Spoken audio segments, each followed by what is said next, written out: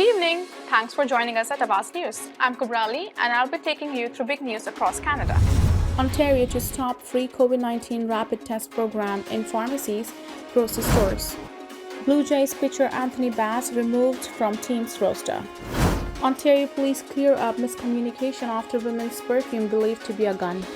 The Only Honest Way, Maclo putting Toronto's financial struggles front and center in a mayoral campaign. 3 children missing from Muskoka area found safe, police say. Suspect charged with aggravated assault after stabbing in North York, police. Air Canada rejects passenger compensation claims for delays caused by tech issue. Those were the headlines, and now let's jump through the details. Ontario Provincial Police say 3 children reported missing in the Muskoka area have been found. Police say the 15-year-old boy, 12-year-old girl, and 7-year-old girl are safe. OPP had said earlier Friday that the 3 children were last reported being seen on Monday in Wattamohawk territory. An Amber Alert was not issued. Wattamohawk territory is a First Nation located in the Muskoka region near Bala, Ontario. Police are thanking everyone who helped with the case. Blue Jays pitcher Anthony Bass was demoted from the team's roster on Friday afternoon after sharing an anti-LGBTQ2S+ video. The roster moves comes a day after Bass said he stands by his personal beliefs just over a week after apologizing for sharing an Instagram story encouraging followers to boycott Target and Bud Light over the support they showed for LGBTQ2S+ community. Starting pitcher RHP Mitch White was reinstated after a right elbow injury, the Jays announced in a release on Friday. To make room on the 40-man roster, RHP Anthony Bass has been designated for assignment, the team said. Speaking to reporters on Thursday night, Bass said, "Everyone is entitled to their personal beliefs, right? But also I mean no harm towards any groups of people." Bass was scheduled to catch the ceremonial first pitch at the Jays Pride Night on Friday. The team has not announced if that will still take place. When reporter asked the pitcher if he thought the video he shared was hateful, he responded, "I do not.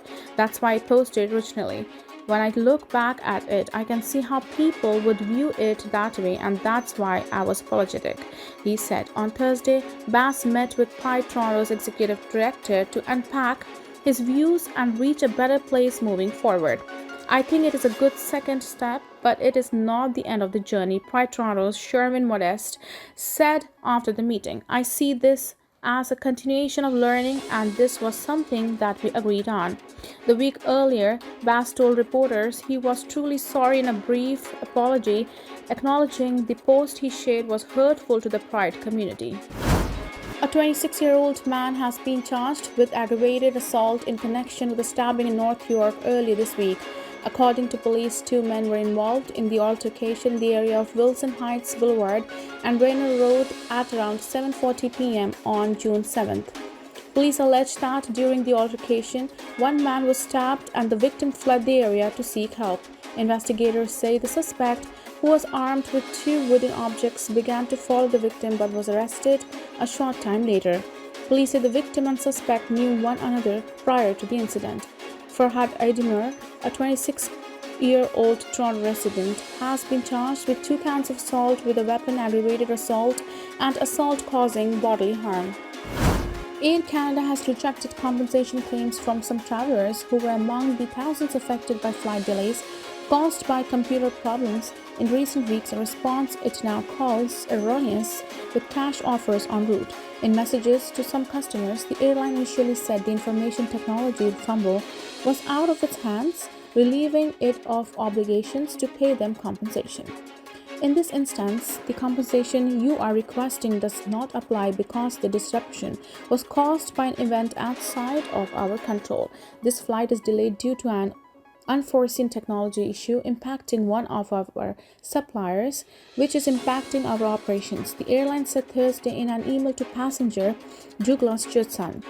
Judson said he arrived more than 3 hours late after his June 1st flight from Winnipeg to Toronto was delayed due to the IT defect. While denying his compensation request, Air Canada offered him a 15% fare discount on any upcoming flight as a goodwill gesture. When contacted by the Canadian press on Friday, the Montreal-based company said the response stemmed from an error. The country's largest carrier has struggled with intermittent computer problems over the past 15 days. On May 25th, it delayed more than half its flights due to technical issue with the system that the airline uses to communicate with aircraft and monitor their performance.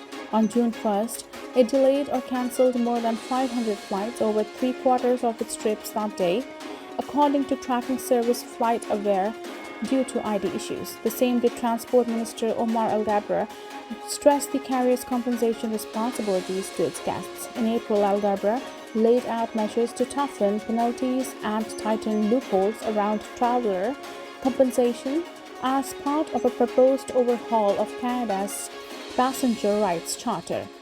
Currently, a passenger is entitled to between $125 and $1,000 in compensation for a 3-hour plus delay or cancellation made within 14 days of the scheduled departure, unless the disruption stems from the events outside the airline's control, such as weather or safety issue, including mechanical problems. The amount varies depending on the size of the carrier and length of the delay. A man thought a woman allegedly threatened him with a gun after he complimented her on her perfume, Belleville police say. Police said they were called to a restaurant on Bell Boulevard in Belleville, Ontario at around 5:30 p.m. on June 3rd. When officers arrived, they said they spoke with the intoxicated man outside the restaurant. According to police, he was trying to start up a conversation with the woman and told her he liked the perfume she was wearing. He told police she replied that she was carrying a gun. The woman explained the name of her perfume was called Juliet Has a Gun, a brand that offers a variety of fragrances, including one that comes in a bullet-shaped canister. Officers corroborated her story with restaurant staff and quick Google search. Police said the incident was resolved peacefully and officers ensured the man got home safely afterwards. An Ontario program that distributes free rapid tests for COVID-19 at grocery stores and pharmacies will end after this month. The Ministry of Health wrote in a memo to the retailers recently that the rapid antigen test program will wind down as of June 30th. A spokesperson for Health Minister Sylvia Jones said that demand from the retailers last June was 3.9 million tests a week, and this month it is expected to be about 325,000 tests per week. The ministry is encouraging grocery stores and pharmacies to place final orders by June 16. However, the ministry said free rapid tests will be distributed in some high-priority communities through organizations such as community health centers and Ontario health teams until December 31st.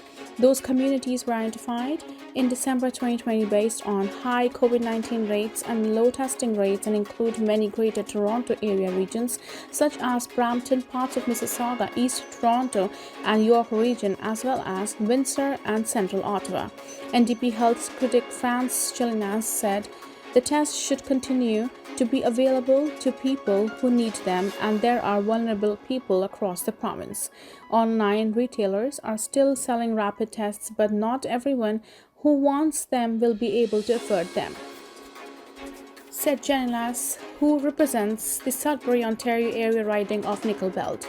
Liberal health critic Adil Shamji said online is facing another summer of temporary ER closures and worsening access to primary care, so the government should be making it easier for people to stay safe and healthy. This was all from us today. I'm Kubra Ali, and I'll see you back tomorrow, same time, same channel. Have a good night.